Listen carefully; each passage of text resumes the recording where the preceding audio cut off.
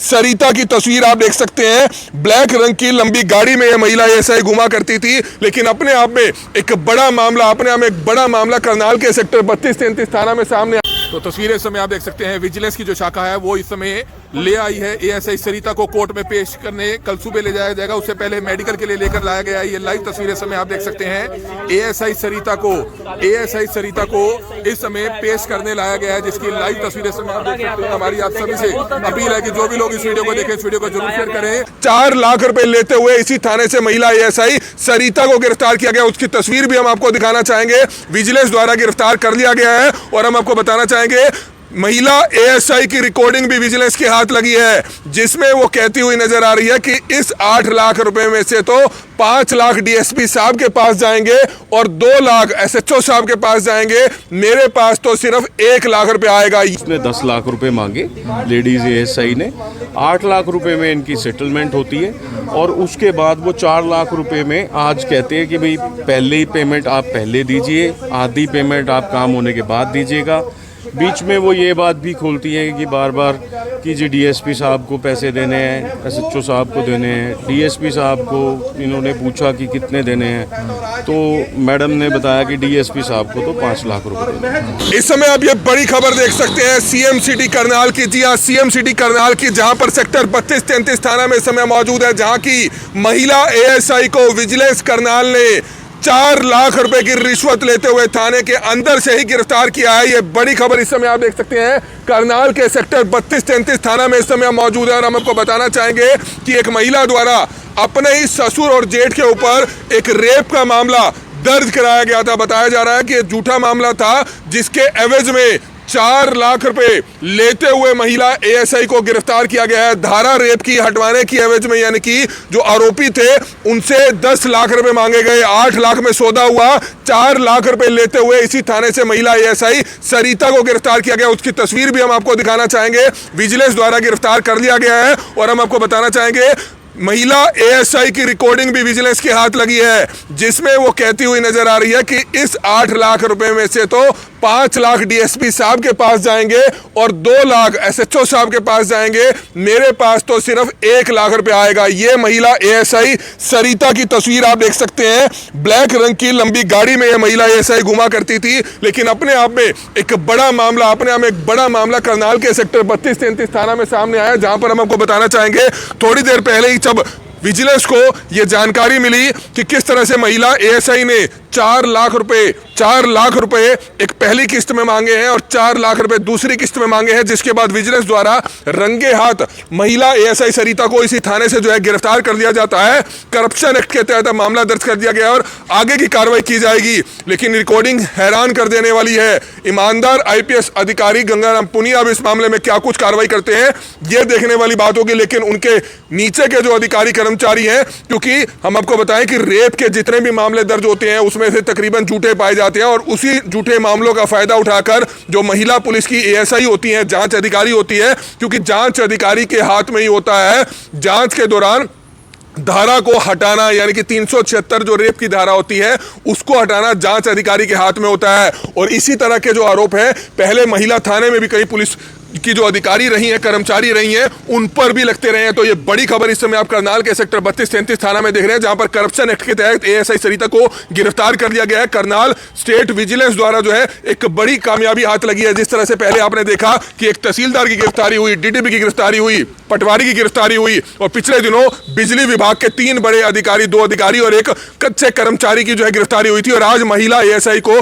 Sector 32 के इसी थाना से गिरफ्तार कर लिया गया है। कल कोर्ट में पेश किया जाएगा। लेकिन अपने आप में एक बड़ी खबर इस समय आप देख रहे थे, तो हमारी आप सभी से हाथ जोड़कर अपील कि जो भी लोग इस वीडियो को देखें, इस वीडियो को ज्यादा से ज्यादा जरूर शेयर कीजिएगा। अगर आपसे भी कोई अधिकारी, कोई कर्मचारी अगर रिश्वत मांगता है तो उसकी शिकायत आप सीधा डिप्टी कमिश्नर को दे सकते हैं। स्टेट विजिलेंस का कार्यालय इसी सेक्टर 32-33 थाना के बिल्कुल बैक साइड पर पड़ता है, उनको आप देख सकते हैं। तो हमारी आप सभी से अपील है कि जो भी लोग इस वीडियो को देखें, इस वीडियो को ज्यादा से ज्यादा जरूर शेयर कीजिएगा।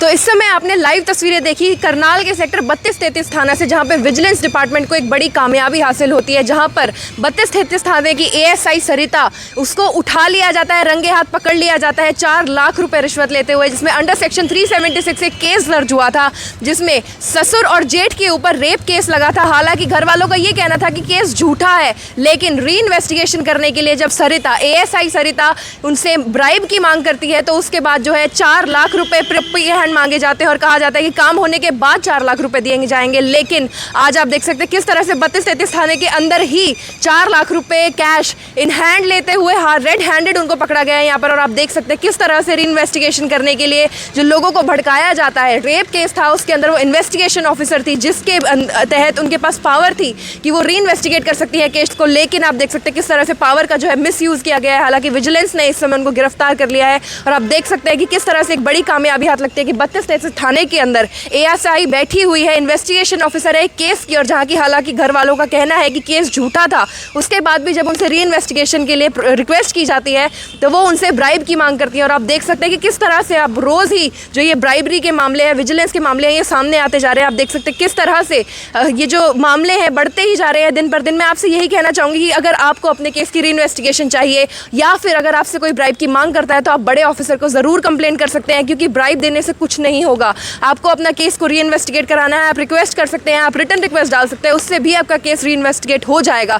लेकिन ब्राइबरी जो है बहुत बड़ा काम है। अब जैसे कि आप देख सकते हैं कि महिला एएसआई सरिता यहाँ पर ही 32-33 थाने में ही उनकी तैनाती थी और आप देख सकते हैं किस तरह से जो है वो 4 लाख रुपए इन हैंड रेड हैंडेड पकड़ी गई हैं, 4 लाख रुपए ब्राइब लेते हुए, रिश्वत लेते हुए। और आप देख सकते हैं कि अंडर सेक्शन 376 एक केस था इस थाने के अंदर जिसकी वो इन्वेस्टिगेशन ऑफिसर थी, जिसके तहत जो है कहा जा रहा था कि जेठ और ससुर के ऊपर महिला के द्वारा जो है झूठे आरोप लगाए गए हैं, जिसकी वजह से वो रिक्वेस्ट कर रहे थे।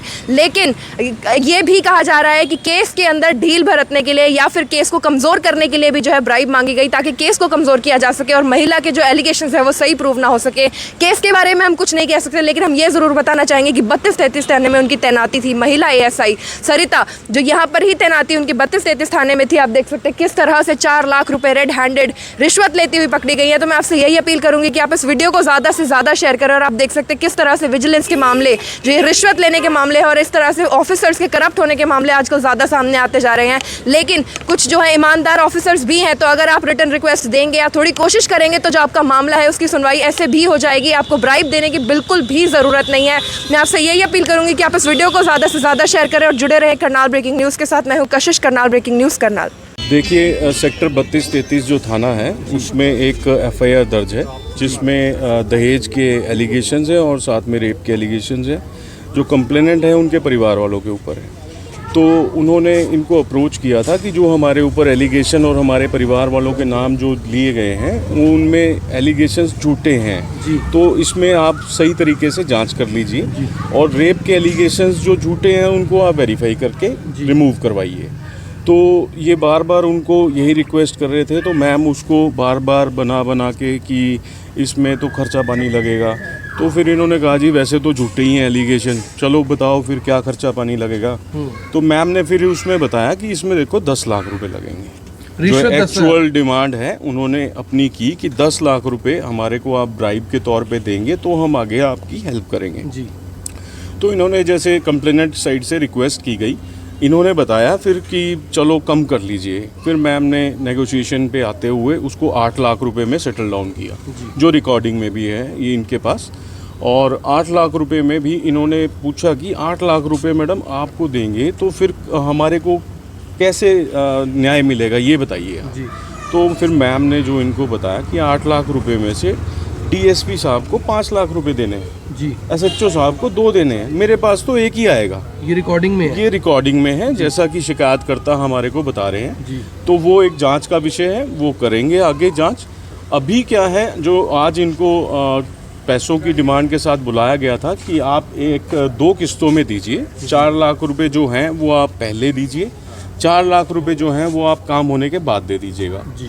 तो आज जो ये पहली किस्त के लिए इनको बुलाया हुआ था, इन्होंने फिर हमारे को विजिलेंस को कंप्लेंट दी है और 4 लाख के साथ उनको रेड हैंडेड यही सेक्टर 32 थाने में बुलाया था, सेक्टर 32 में जी। इनको वहीं से गिरफ्तार किया गया जी। तो पैसे थाने में ही लिए सर इन्होंने?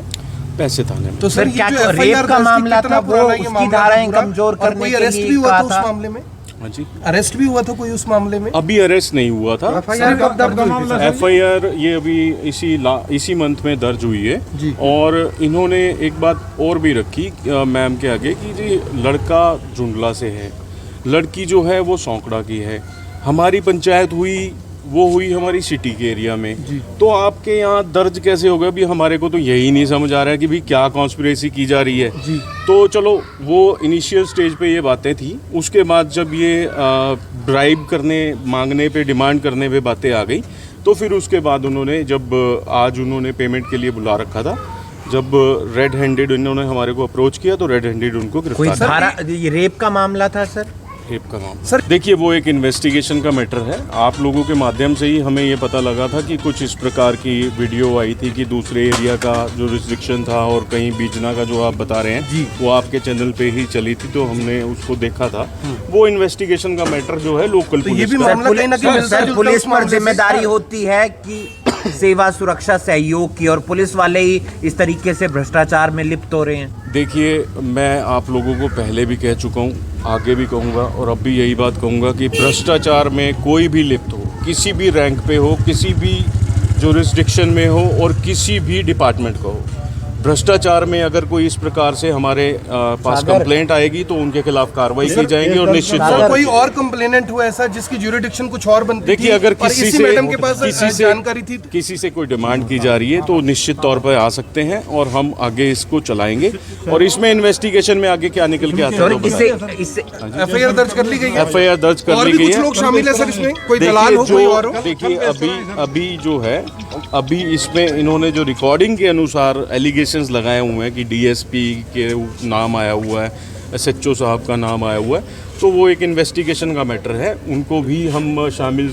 जांच करेंगे और फिर आगे सर आखिरी सर सवाल है सर 32-33 थाना विजिलेंस थाने से कितनी दूरी पर है? बिल्कुल पीछे है और इस तरह का काम बिल्कुल चल रहा है, जबकि आप लोगों ने बोर्ड भी लगाए हुए हैं कोई रिश्वत ले तो हमें संपर्क करे, बावजूद इसके सर डर नहीं है कोई जो रिश्वतखोर अफसर है? देखिए डर का मैं आपको क्या कहूँ कि जिनके मुंह खून लग जाए तो वो फिर सचिन एक बार एक बार मामला फिर से मैं बता आपको दीजिए बता सर। चुका हूँ। हाँ, एक बार फिर से बता दीजिए सर थोड़ा जी। सा।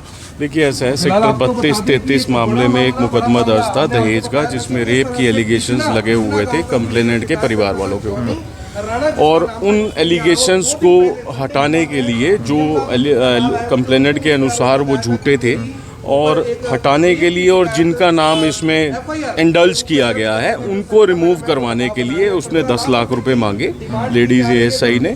8 लाख रुपए में इनकी सेटलमेंट होती है और उसके बाद वो 4 लाख रुपए में आज कहते हैं कि भाई पहले ही पेमेंट आप पहले दीजिए, आधी पेमेंट आप काम होने के बाद दीजिएगा।